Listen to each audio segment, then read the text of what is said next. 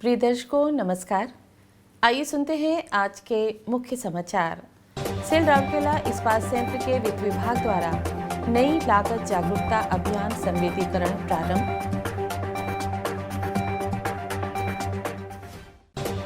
Cell Rourkela इस्पात संयंत्र के इस्पात जनरल अस्पताल में क्रिटिकल ऑर्थोपेडिक सर्जरी संपन्न। और आजादी का अमृत महोत्सव की कड़ी में आज के व्यक्तित्व हैं अर्जुन पुरस्कार विजेता श्री के रवि कुमार। अब समाचार विस्तार से। सेल राउरकेला इस्पात संयंत्र के वित्त एवं लेखा विभाग द्वारा इस समय लागत नियंत्रण के महत्व के बारे में संयंत्र कर्मी समूह के बीच जागरूकता उत्पन्न करने के उद्देश्य से 25 जुलाई 2022 को एक नई लागत जागरूकता अभियान संवेदीकरण शुरू किया गया है। इस अवसर पर बोलते हुए मुख्य महाप्रबंधक प्रभारी वित्त एवं लेखा श्री के बहुरिया ने पिछले वित्त वर्ष में इस्पात संयंत्र द्वारा दर्ज किए गए उच्चतम लाभ के लिए आरएसपी कर्मी समूह को बधाई दी। साथ ही उन्होंने बाजार में उथल पुथल के कारण संयंत्र द्वारा सामना की जा रही वर्तमान गंभीर परिस्थितियों पर भी विचार विमर्श किया।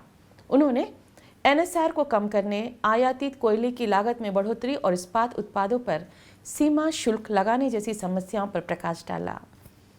इस तथ्य पर जोर देते हुए कि उत्पादन की लागत को कम करने और हर क्षेत्र में राजस्व सृजन बढ़ाने की पर्याप्त गुंजाइश है।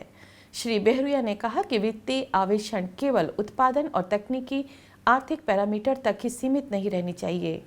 इसमें अपव्यय को समाप्त करना, रिसाव को रोकना और उत्पाद मिश्रण में सुधार करना भी शामिल होना चाहिए।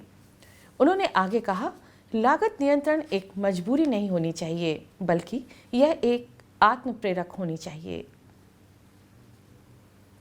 इस अवसर पर बोलते हुए मुख्य महाप्रबंधक वित्त एवं लेखा श्री के नायक ने आरएसपी के लाभ को बढ़ावा देने के लिए अपरंपरागत स्रोतों के माध्यम से 3 सूत्री रणनीति, प्रक्रिया, अनुकूलन, व्यय नियंत्रण और राजस्व सृजन पर जोर दिया। उन्होंने कहा, किसी को पारंपरिक और अपरंपरागत दोनों तरीकों से रणनीतिक रूप से प्रबंधन और नगद लाभ कमाना चाहिए। श्री नायक ने भी चीजों को समग्रता में देखने पर जोर दिया, क्योंकि हर निर्णय संयंत्र के कामकाज के कई अन्य पहलुओं से जुड़ा हुआ है।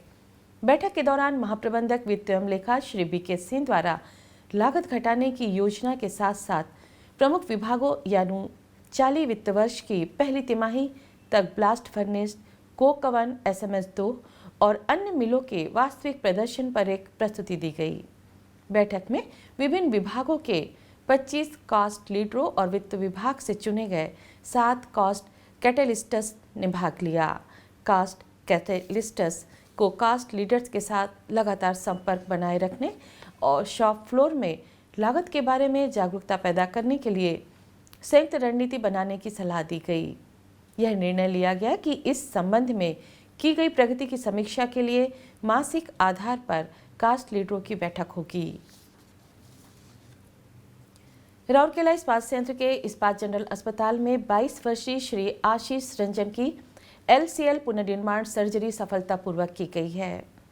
स्टील मेल्टिंग शॉप 2 के SOST श्री अश्विनी कुमार दत्ता के पुत्र को 18 जुलाई 2022 को चोट लगने के बाद से दाहिने घुटने में दर्द, सूजन और अस्थिरता के कारण इस्पात जनरल अस्पताल के हड्डी रोग वार्ड में भर्ती कराया गया था।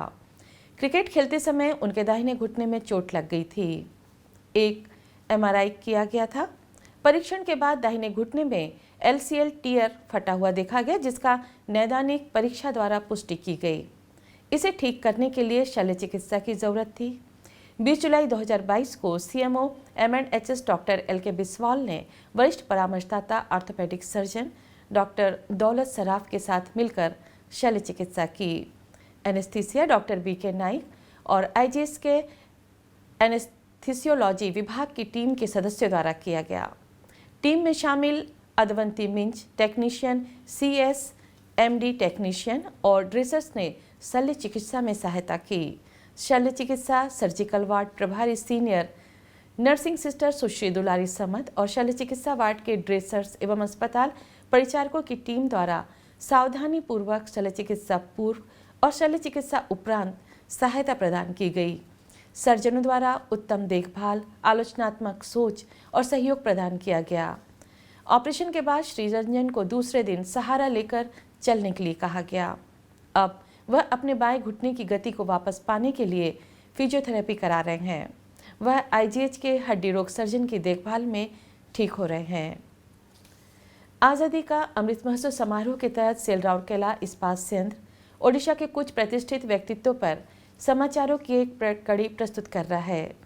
आज के व्यक्तित्व हैं अर्जुन पुरस्कार विजेता श्री के रवि कुमार। 24 अप्रैल 1988 को ओडिशा के बरहामपुर में जन्मे के रवि कुमार ने भारोत्तोलक के रूप में कई राज्य, राष्ट्रीय और अंतर्राष्ट्रीय स्तर के पुरस्कार जीते हैं। उन्होंने मलेशिया के पिनांग में आयोजित 2009 राष्ट्रमंडल खेल में 3 स्वर्ण पदक जीते। फिर 2010 में उन्होंने नई दिल्ली कॉमनवेल्थ गेम्स में 3 गोल्ड मेडल जीते।